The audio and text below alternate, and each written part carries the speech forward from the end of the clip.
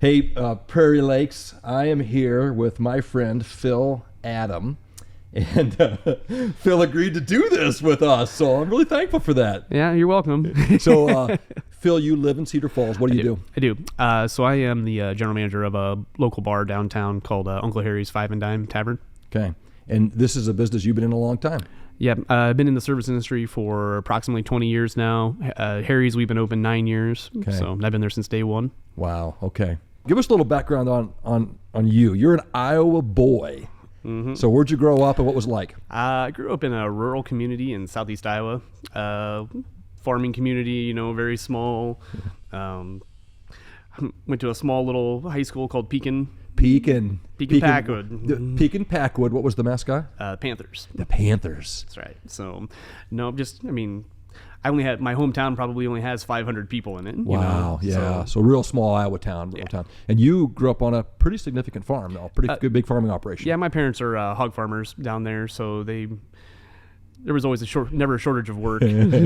So were you a farm kid that really had to work on the farm? Oh yeah. Okay. Yeah, So, like everyone else, they would talk about what they, we'd come back from Christmas vacation, and everyone's like, "Oh, I went sledding, blah blah blah." And that, what'd you do? I'm like, I ran a pressure washer for 14 hours a day for 8 days straight. there you go. Good. And they just kind of look at me and be like, Dude. Yeah. Yeah. So you were a real farm boy. Yeah. You're a real farm boy. Okay. So growing up, family, what was it like? Mom, dad, and siblings? Yep.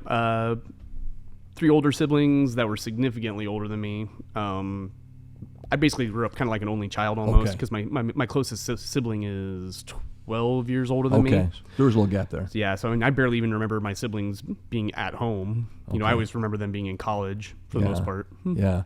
And you guys, along with your family, you also had, though, like workers that lived on your farm too, right? That Yeah, helped out my parents, if they can retain them at any given time, have 4 to 6 full-time employees. Wow. So it's a pretty big operation.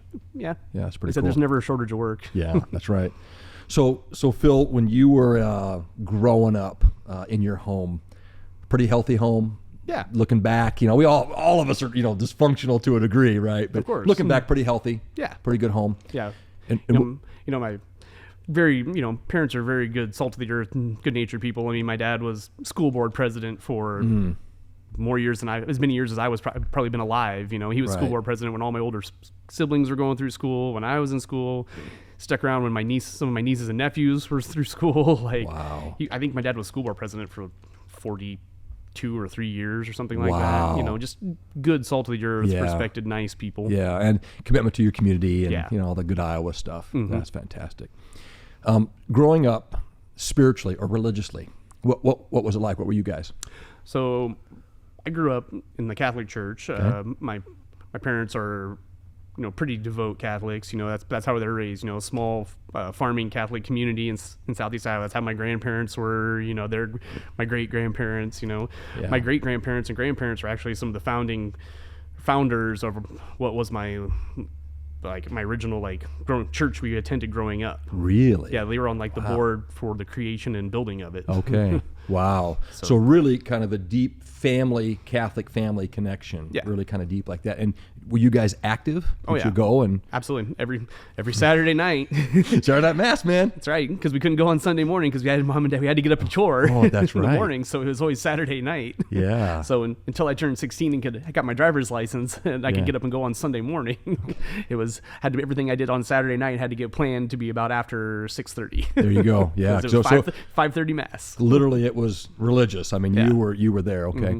So when you were in your home, was you guys talk about God a lot or pray and all that, or was it more of just a church thing?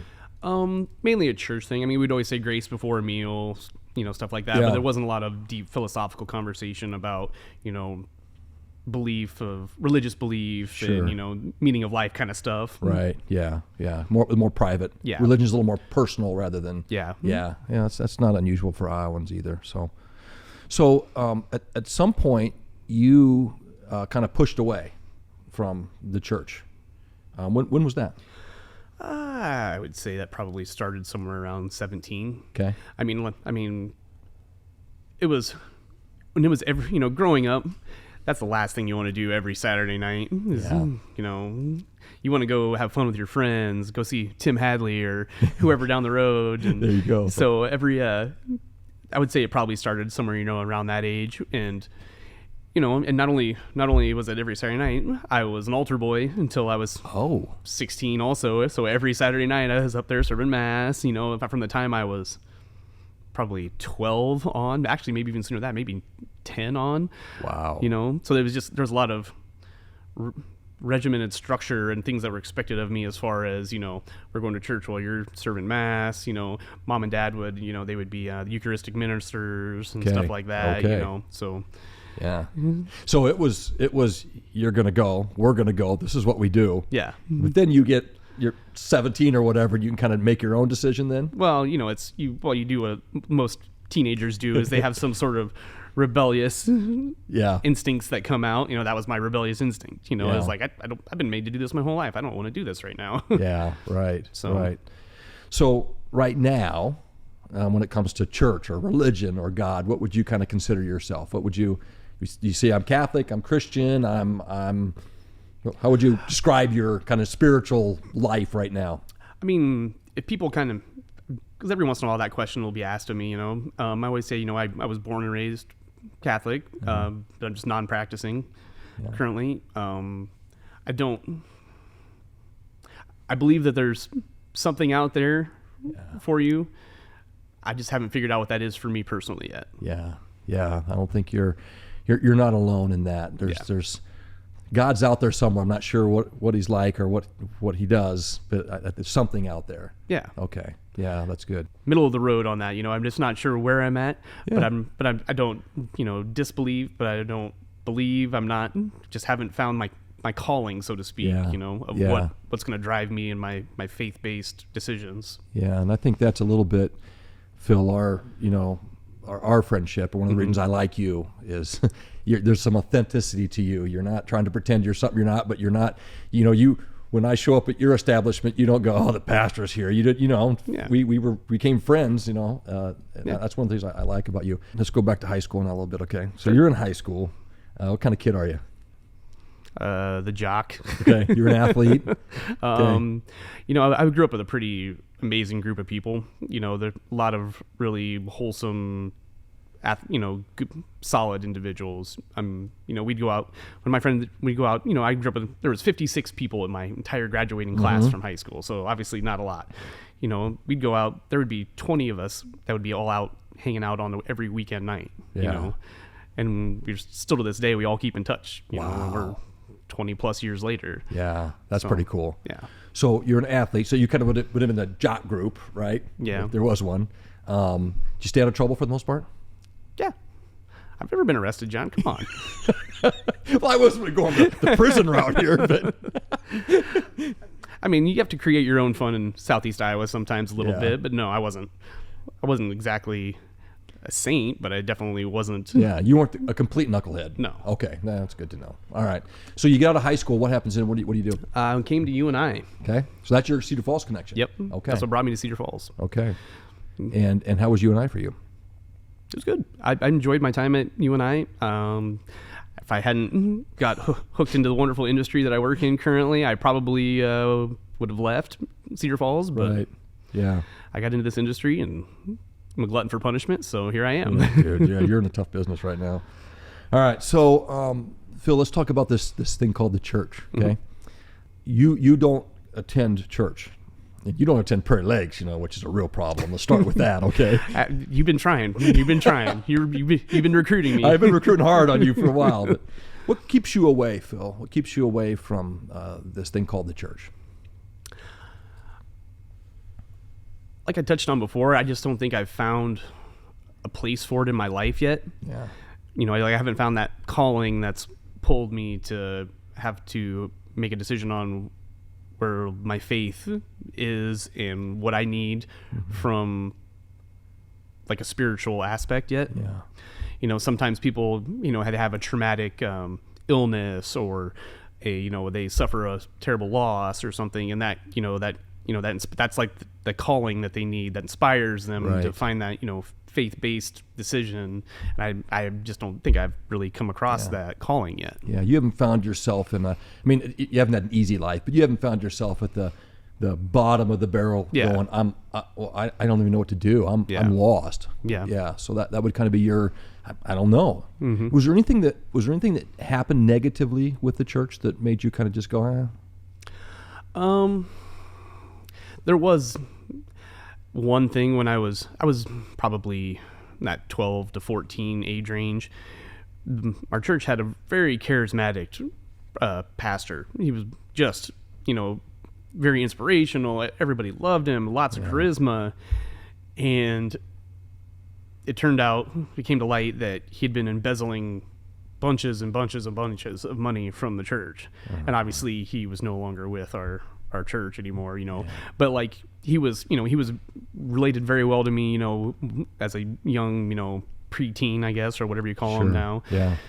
And, so that kind of stung a little bit. Like, I'd kind of put my trust in him a little bit, as a person, even on a personal level, let alone as a, religious level or pastor, and it's kind of like, really, he did that, like that kind of stung a little bit. I mean, I wouldn't say that was like a defining moment, but it was something that, left a negative impression with me. Absolutely. Yeah. And, we talk about this a lot. There's a lot of what we would call church hurt.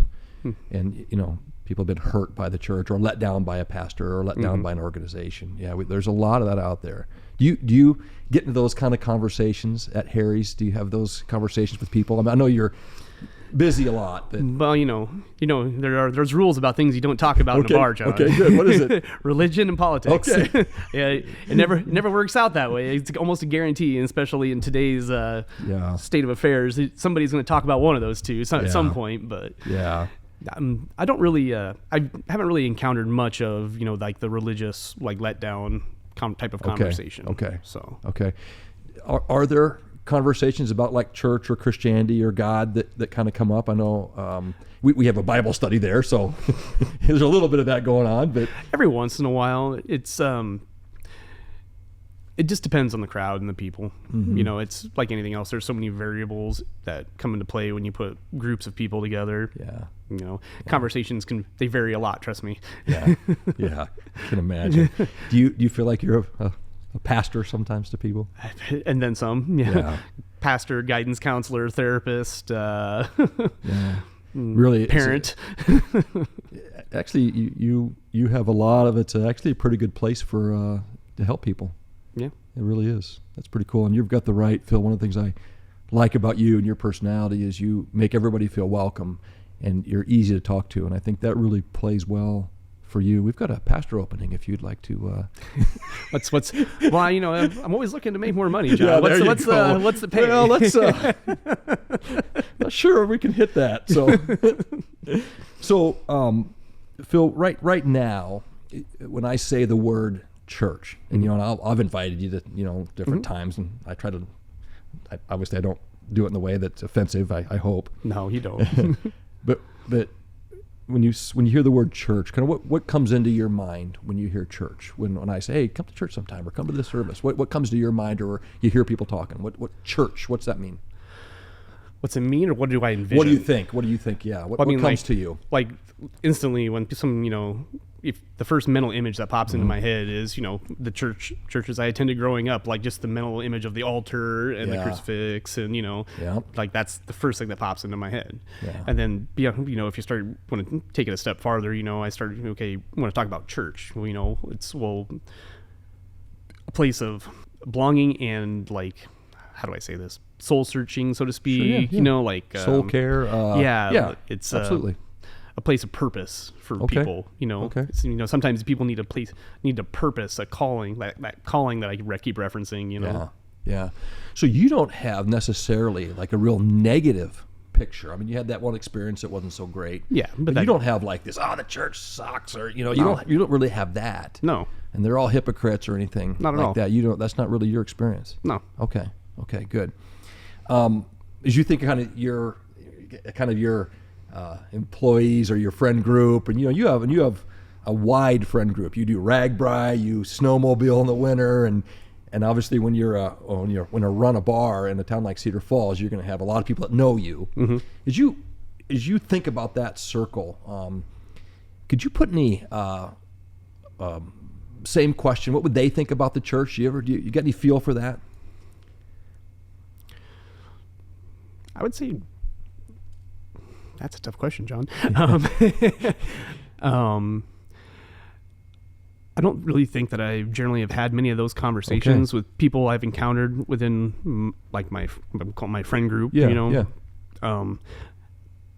Some people that are my friends, they're not close acquaintances, you know, they're extended friends, you know. Yeah. You have your inner circle of friends. Yeah, you got a wide circle. That you know of, you know, your inner circle of friends that you know everything about, and they know everything about you. Yeah. And then you have like that next tier of people that you know a little bit of their story or whatever. And then have people that you know their first names, kind of what they do, and you can joke with them. Yeah. But it's not like you have their phone number. Right. There's that tier, Right. So it just depends on your relationship with somebody, to the amount of depth you want to go to as far as conversations and what you know about them and what they know about you and everything. So the people that are in that, the close circle, I mean, obviously I know, if they're, if they're religious or, if they, go to church every weekend or, Right. whatever. Right. Do you have many people in your kind of what you'd call your inner circle of friends that are what you would call Christians or religious, or is there many in there like that? Yeah. Okay. And that's not an issue? No. They're weird in any way? Not for me. I mean, I don't know if it is for them that I'm not religious. Has there ever been people who are Christians that have invited you, or have you ever had any awkward encounters with church people or Christians? Not really, actually. Not that come to mind anyway. Okay. So in all of your, think back all the way like maybe to high school until now, have you been invited very often to church or to an event or something that would be Christian? Have you been invited? Have people tried to, other than me, tried to get their arm around you? Or have you been invited to a lot of things? Like in high school, did you have FCA? When you were at UNI, did you go to any Christian things? I went once, just whatever the thing that you used to have at at the Union at UNI. Basic. Is that what? Was that what it was called? I don't know. I always remember it was on Thursday nights. Yeah, I at think the it was Union. Basic. Or used to, yeah, okay. I mean, Yep, I'm going to date myself here a little bit. We're talking like 2001 here. Oh, man, ancient, Phil, ancient. But I attended that once just out of curiosity. Okay. To see so what it was you all were a about. freshman, sophomore? What I'd year? been Do you a remember? sophomore then. Been a sophomore? Did somebody invite you? No. I So just knew it. you knew about it? Knew it existed, and I just Okay. went one time just to see what it was about. Okay. And what was your impression? Honest. I a little confused. I really wasn't sure what was all transpiring. Okay. I wasn't sure what was the message exactly. Okay. Like I felt like the message was kind of muddled, Okay. so it didn't really resonate with me. Yeah.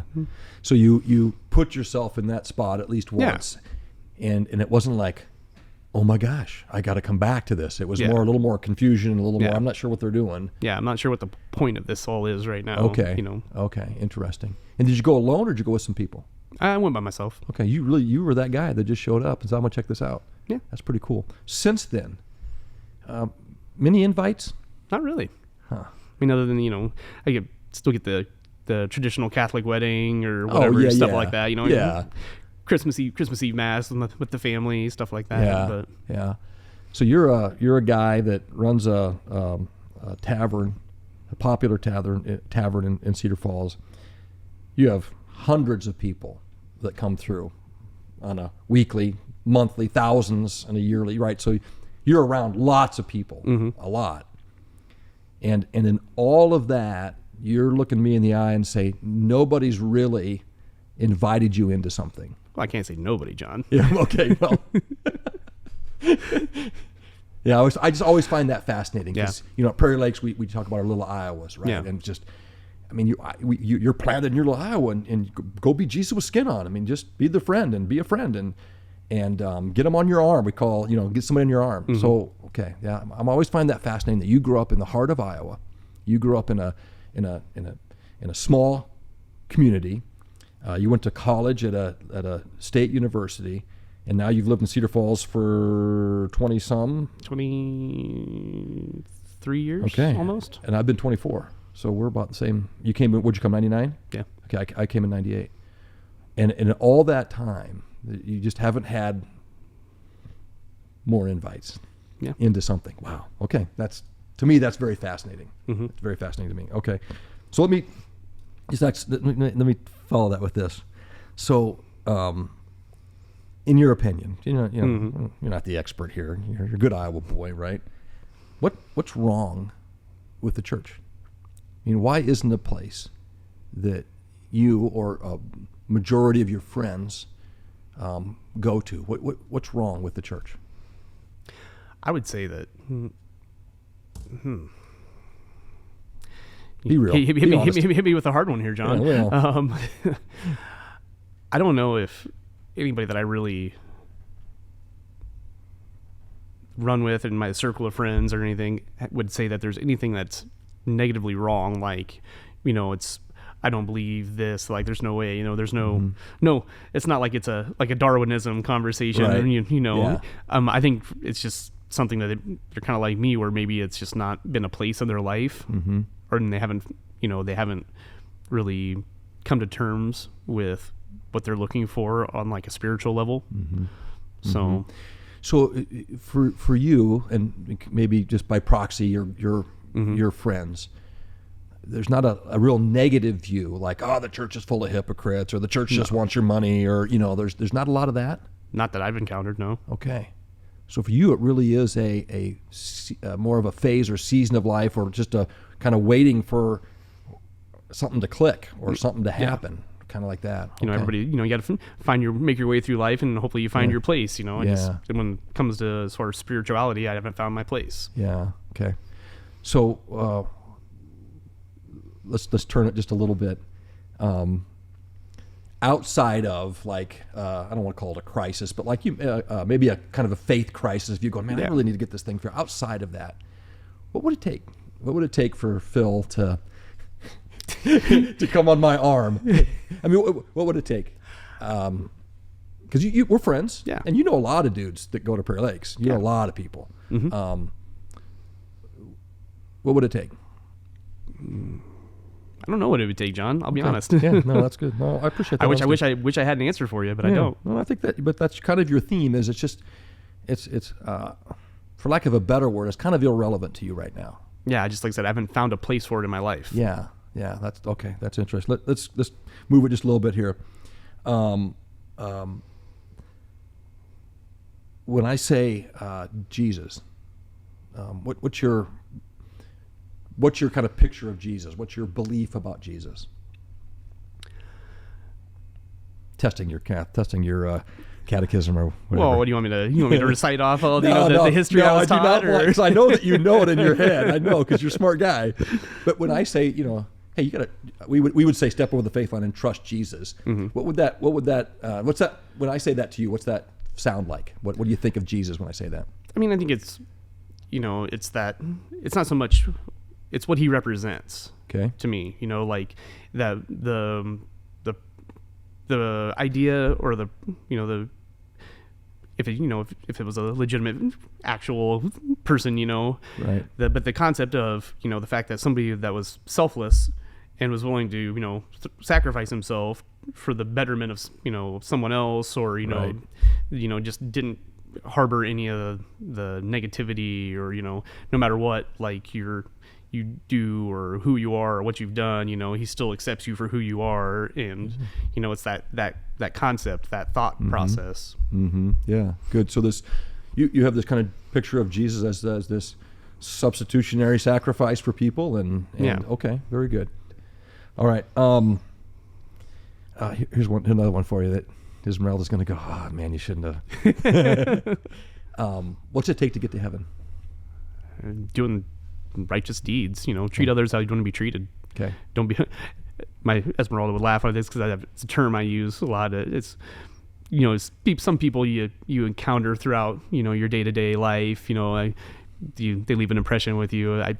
And sometimes it's in a negative way. I always refer to them as garbage people. Yeah.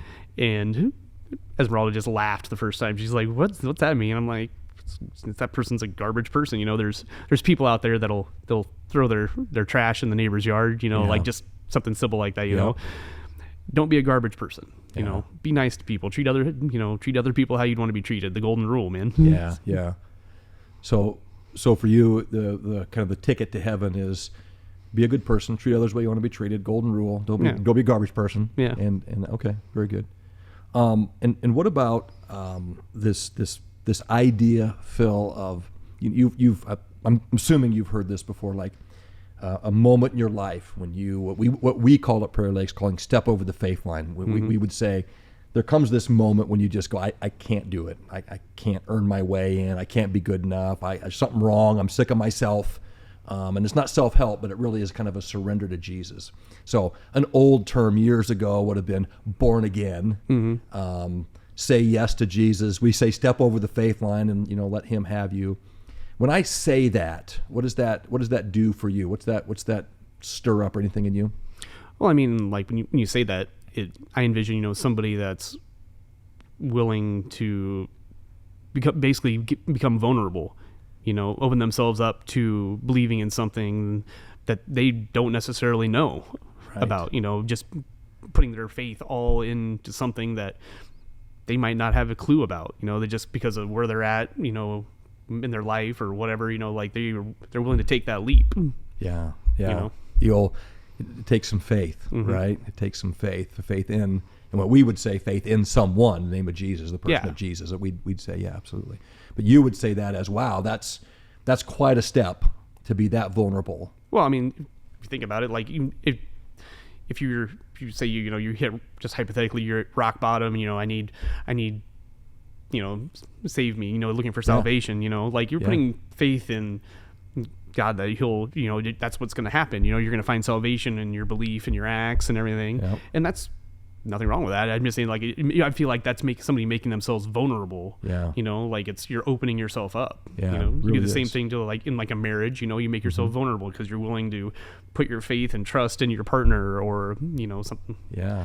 There's a certain level of vulnerability that comes with that. Yeah, absolutely.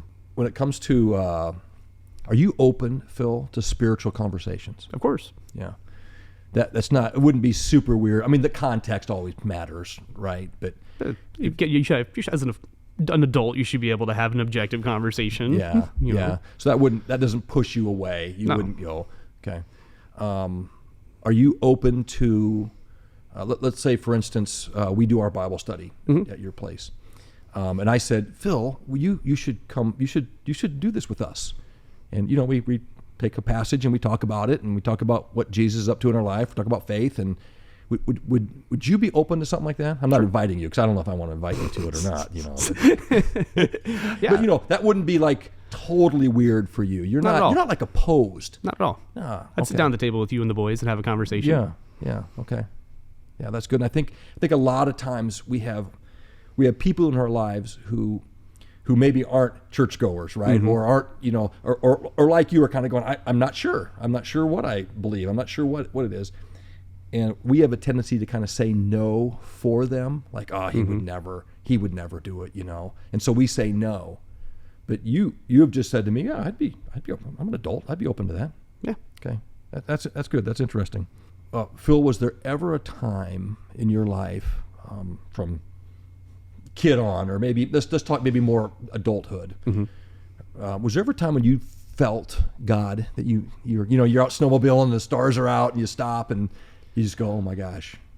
I've definitely had that, that sensation or that feeling of, awe and wonderment, where you're standing there, you just stop and you take everything in, and if God created it, then that's what I'm feeling then. But I just don't know if that's what I'm feeling, Okay, yeah. But yeah, definitely that stop that, where you just stops you in your tracks and you just, take everything in. Yeah, for sure. Yeah, that's pretty cool. One of my contentions is that every one of us is, we would say, created by God, and God's always calling us. God wants us to be His. And I have this contention that, like, no matter who you are, where you've been, what you've done, what's been done to you, He loves you. And there are just, every one of us, even the hardest of us, has those moments.